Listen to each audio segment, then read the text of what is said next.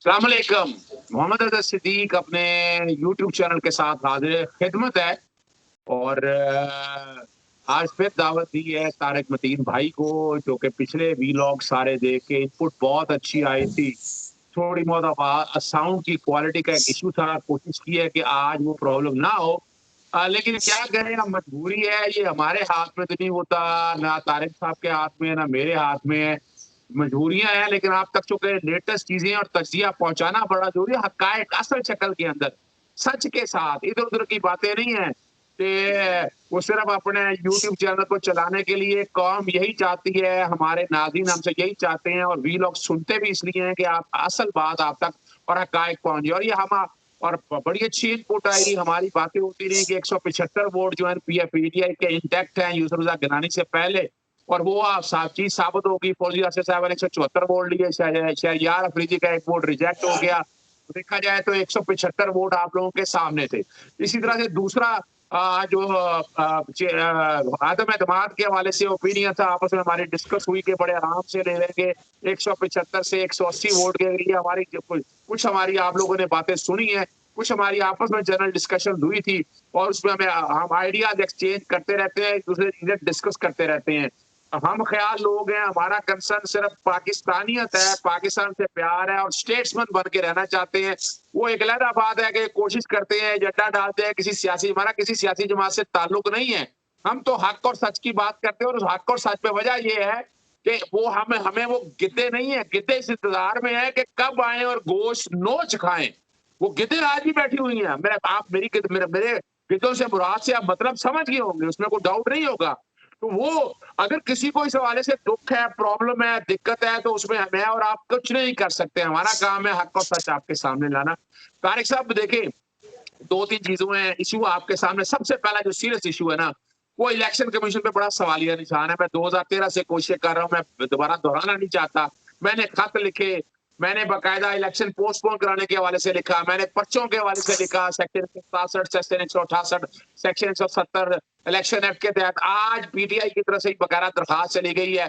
लेकिन ये जागेगा काम डस्का में हवाले से आपको याद है कि रात 4 बजे भी नहीं सोए थे, चीफ सेक्रेटरी को जगा के रखना था या आईजी को जगा के रखना था, और प्रेयर मांगी भी नहीं थी सेक्शन 9 इलेक्शन एक्ट के तहत, वो भी दे दी। लेकिन यहाँ सारा कुछ सामने रिकॉर्ड के आने के बाद, अली हैदर गिलानी की वीडियो आने के बाद, नासिर शाह साहब के हवाले से मरियम का कबूल कर लेना कि जनाब यहाँ नोट नहीं चले, यहाँ टिकटें चली हैं, तो उसके बाद तो इलेक्शन कमीशन की तरफ से तो गुजाइश कोई रह नहीं जाती थी। लेकिन इलेक्शन कमीशन ने जो प्रेस रिलीज जारी की, मैं कानून के तालिब इल्म होने के नाते, जो कि एडजुडिकेटिंग अथॉरिटी भी है, उसने जो लफ्ज इस्तेमाल किए हैं ना, वो ना सिर्फ आर्टिकल 218 की वायलेशन है, बल्कि तौहीन अदालत है। सुप्रीम कोर्ट ने जो जिम्मेदारी लगाई थी वो पूरी नहीं की है।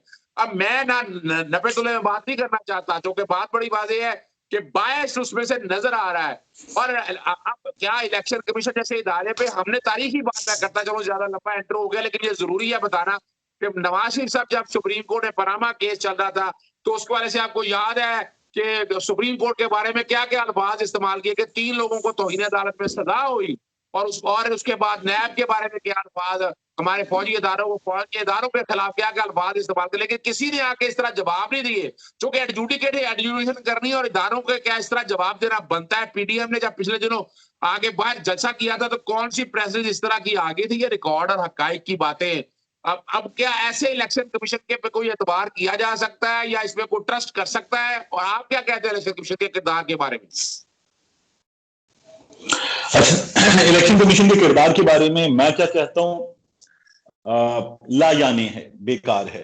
इलेक्शन कमीशन ऑफ पाकिस्तान के किरदार के बारे में वजीर आजम इमरान खान क्या कहते हैं, बेकार है, लायाने है। फरूक हबीब, कमल चोजेब, मलिका बुखारी, पीटीआई के लोग ये क्या कहते हैं इलेक्शन कमीशन के किरदार के बारे में, बिल्कुल बेकार और बकवास बात है। इस पर बात नहीं करनी चाहिए। बात करनी चाहिए 19 जनवरी को मरियम नवाज शरीफ, फजलुर रहमान, बिलावल की गैर मौजूदगी में पाकिस्तान पीपल्स पार्टी का delegation election commission of Pakistan के बाहर जमा हुए। फॉरेन फंडिंग केस पर इनका यह कहना था कि हम इलेक्शन कमीशन को उसकी आईनी जिम्मेदारियां याद दिलाने आए हैं। मरियम नवाज शरीफ ने वहां कहा, 3 साल से election commission foreign funding case पर सांप बनकर बैठा है। सांप बनकर बैठा है। ये मरियम नवाज शरीफ के अल्फाज थे। मरियम नवाज शरीफ के दीगर अल्फाज क्या थे? ये इलेक्शन कमीशन एजेंट है।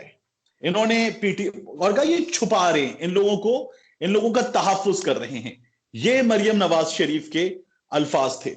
फजलुर रहमान साहब ने कहा बेबस है ये इलेक्शन कमीशन, तासुब की बू आती है। ये इन लोगों के अल्फाज थे। ये मैंने अपनी वीडियो में मैं आपको पर्सनली उसका लिंक भी भेजूंगा, तो आप देखिएगा मरियम नवाज शरीफ की वर्ड्स है, मैंने उन वर्ड्स को प्ले किया है दोबारा। तो ये लोग जो हैं, ये इलेक्शन कमीशन को बाकायदा गालियां दे चुके हैं। इनकी गालियां बर्दाश्त हैं हमारे इस इलेक्शन कमीशन को। वजीर आजम पाकिस्तान का आप नाकाम हुए, आप किरदार अदा नहीं कर सके, आपकी वजह से जमहूरियत डिस्क्रेडिट हुई। तो इमरान खान के सवालात और इमरान खान का आप कहना इलेक्शन कमीशन को नागवार गुजरता है। मरियम नवाज का सांप कहना गवारा है इलेक्शन कमीशन को। आपने कूजा दरिया में कूद देके दरिया में बंद कर दिया। आपने शक्ल दिखा दी, किसी को बुरा लगे या अच्छा लगे, किरदार सामने रख दिया है। तो इन हालात में मैं तो नहीं समझता कि इलेक्शन कमीशन से कोई इंसाफ की तो अपना उम्मीद रखनी चाहिए। इन सारे मामले में एक बात आप नहीं समझते थे कि ये तौहीन अदालत में, सुप्रीम कोर्ट में या किसी हाई कोर्ट में जाना चाहिए था? या इलेक्शन कमीशन ने जो अब देख रहे सुप्रीम कोर्ट के जो ऑर्डर्स की खुला खिलाफवर्जी हुई है, अब तो साबित हो गया और वो कहते हैं कि कुछ नहीं हुआ, साफ शफाफ इलेक्शन हुए हैं। इन्हें पीटीआई क्या वजह है कि अदालती रिलीफ या इन रिलीफ के मामलों में क्यों तेजी नहीं करती? अच्छा, ये तो खैर पाकिस्तान तहरीक इंसाफ के लोग खुद बताएंगे कि वो क्यों इस कदर लेजीनेस का शिकार हैं। सीरियसली उन मामलात पर जहां एविडेंस होता है, जहां इन्हें रिलीफ इजीली मिलना चाहिए, उस एविडेंस को बेस करते हैं। और इनकी सफों में बड़े अच्छे वकला मौजूद हैं। मुझे नहीं समझ में आता ये लेजीनेस क्यों है, और ये है, डेफिनेटली है। इसका जवाब ये है कि ये है, ये क्यों है, इसका जवाब मुझे भी नहीं समझ में आता।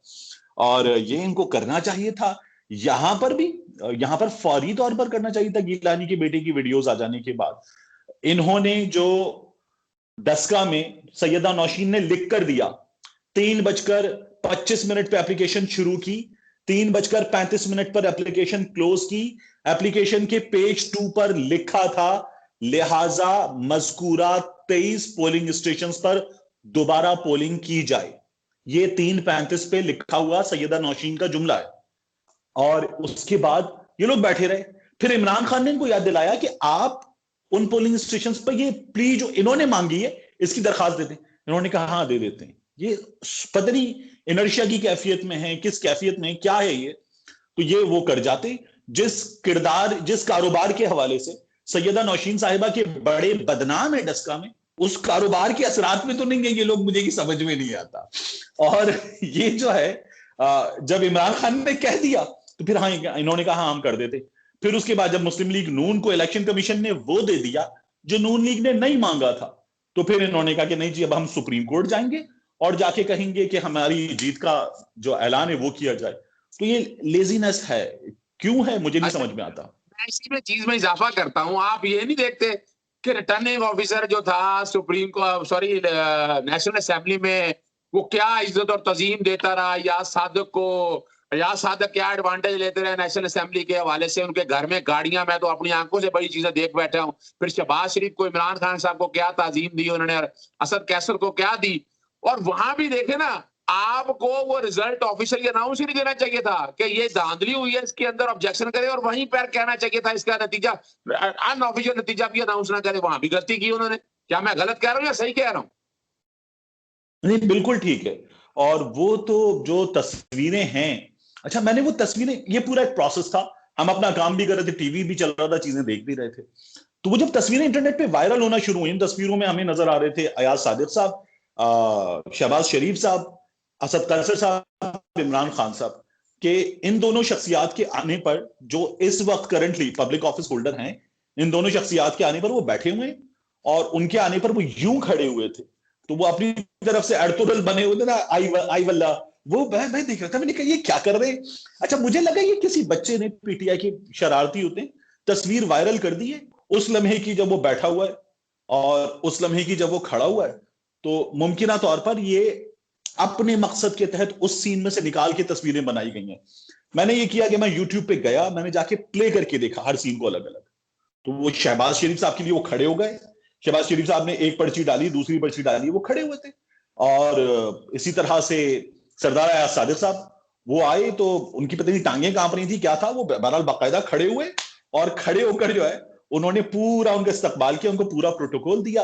वजीर आजम के आने पर उन्होंने उठने का जो ना जेस्चर दिया, और सिर्फ जेस्चर था, मतलब वो हाफ उठना साथ ही भी उसे बैठ नहीं कह गए, सकते। साथ ही हाँ बैठ हाँ, गए वो तो। हिले और हिल के बैठ गए। और असल को तो नहीं दिखता, आ गया तो उन्होंने असद कैसर को वोट डालने आया है, वोट डाल और जा। कासिम सूरी, मतलब यू डोंट इवन मैटर वाला रवैया था उनका। तो मैं वो देख रहा था, मैंने कहा ये क्या है। अच्छा, हम जरा आगे चलते हैं। अब है आज वाले वाक़े के ऊपर, इमरान खान साहब ने छक्का मारा, वरना तो यूसुफ रज़ाक गिलानी का इलेक्शन जीतने के ढोल बजाते रहने थे। आखिरकार उन्होंने एतमाद का वोट लेने का, वो एक अलहदा बात है कि कॉन्स्टिट्यूशन में अब गुंजाइश नहीं है कि वज़ीर-ए-आज़म खुद एतमाद का कोई वोट ले सकता है। वो आर्टिकल 91(7) सब आर्टिकल 7 के तहत सदर ने कहना है। तो यहाँ पे सो कॉल्ड कुछ एंकर हमारे को खास लोग, वो इसको भी एक अजीबो-गरीब तशरीह बनाए बैठे थे। कोई कह रहा है जी काम नहीं हुआ। बुनियाद सदर ने नोटिफिकेशन असेंबली का इजलास का 91(7) के कॉन्टेक्स्ट में किया था। आप इसमें कोई ऐसा ब्रेक थ्रू देख रहे हैं? मैं 2 सवाल करना चाहूंगा ताकि हमारा ये बीवी लॉ का टाइम ज्यादा बढ़ ना जाए। इसके साथ साथ आप जवाब दीजिएगा कि वो जो 16 जो काली भेड़े हैं, जिन्होंने पाकिस्तान तहरीक इंसाफ के कॉन्टेक्स्ट में जो ज्यादती की है, चाहे वो टिकटों की शक्ल में या पैसों की शक्ल में, उनमें क्या कार्रवाई हो रही है? और 2 जो अब लोग हैं जो खासतौर पर इमरान खान साहब एमएनए मिले कराची के, और जो उस मुबैना तो नहीं मैं कहूंगा, उस वीडियो के अंदर वो मौजूद थे। आपका क्या ओपिनियन है इस हवाले में, क्या हो सकता है? अच्छा, पीटीआई जो है वो इस पर एक बाकायदा स्टेटमेंट जारी करने जा रही है। परवेज खटक साहब ये स्टेटमेंट जारी करेंगे और बताएंगे। उनको जब सहाफियों ने घेर लिया तो मेरी ऐसे एक साहब से बात हुई जो वहां पर कैमरा लेके उनको घेर कर सवालात कर रहे थे, उनसे बात कर रहे थे। मैंने कहा क्या बताया, क्या नजर क्या आ रहा है। कहने लगे कि तारिक भाई, अब ये तो खैर हमें बाद में पता चलेगा, पीटीआई बताएगी। इन लोगों को खान साहब ने बुलाया, ये लोग बार आकर कह रहे हैं कि हम वीडियो में थे, और ये लोग जो हैं ये बता रहे हैं कि अब इस पर पार्टी स्टेटमेंट देगी। ये पार्टी ने भी बता दिया कि परवेज खटक साहब जो हैं इस पर बाकायदा स्टेटमेंट जारी करेंगे। ये जो दोनों लोग हैं, एक तीसरे साहब और थे, इसका मतलब है वो तीसरे साहब अभी सामने नहीं आए। तो मैंने जो नतीजा मैंने निकाला है कि स्टिंग ऑपरेशन जो है ना, उन तीसरे साहब ने किया था, बिल्कुल इसलिए ऐसा ही। पार्टी ने उनको अभी तक छुपाया हुआ है। ये दोनों सामने आए हैं, तो क्या ये भी स्टिंग ऑपरेशन का हिस्सा थे? अगर हिस्सा थे तो फिर इनको भी सामने शायद ना लाया जाता। ये दोनों एक्सपोज हो गए हैं, अभी ये देखने की बात है। ये दोनों कह रहे हैं कि नहीं जी हम खान के सिपाही हैं, हम साथ खड़े हैं। अब इस पर बाज लोग ये कह रहे हैं कि जी इमरान खान को उन 16 लोगों का नाम पता है।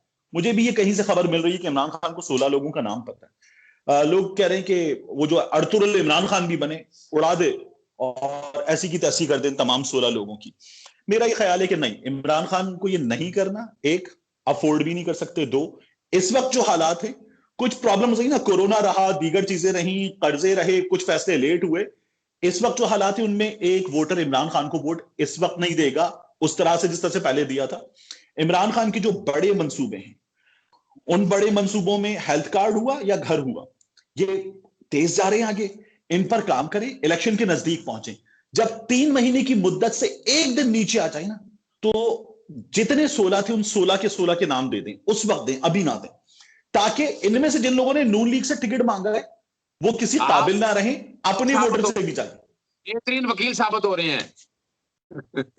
उस वक्त जाएं, उस वक्त जाएं और जाकर कहें कि जी ये 16 थे, तो ये अपने वोटर से भी जाएं, नून लीग के टिकट से भी जाएं। नून लीग को अंदरूनी नुकसान क्या होगा कि नून लीग के कुछ लोग नाराज हुए कि जी आप हमारी जगह इनमें से 6-7 को टिकट देंगे, तो नून लीग के नाराज लोग वापस आए, उनकी अंदरूनी एक लड़ाई हो, उसका भी फायदा उठाएं। और साथ में इमरान खान साहब जब उस वक्त कर देंगे तो फिर हुकूमत के लिए जो है नुकसान खत्म हो जाएगा। अपने मंसूबों पे इस वक्त तेज काम करें। इन लोगों को इस वक्त नजर रखें, बाकियों पर नजर रखें, लेकिन अभी इनको कुछ नहीं कहना चाहिए। ये बेहतरीन मसलहत का तकाजा मेरी राय में है। वोट ऑफ कॉन्फिडेंस के बारे में हम जो बात कर रहे थे वही हुई, आप इसमें कोई ऐड ऑन करना चाहेंगे, फिर हम इजाजत चाहेंगे।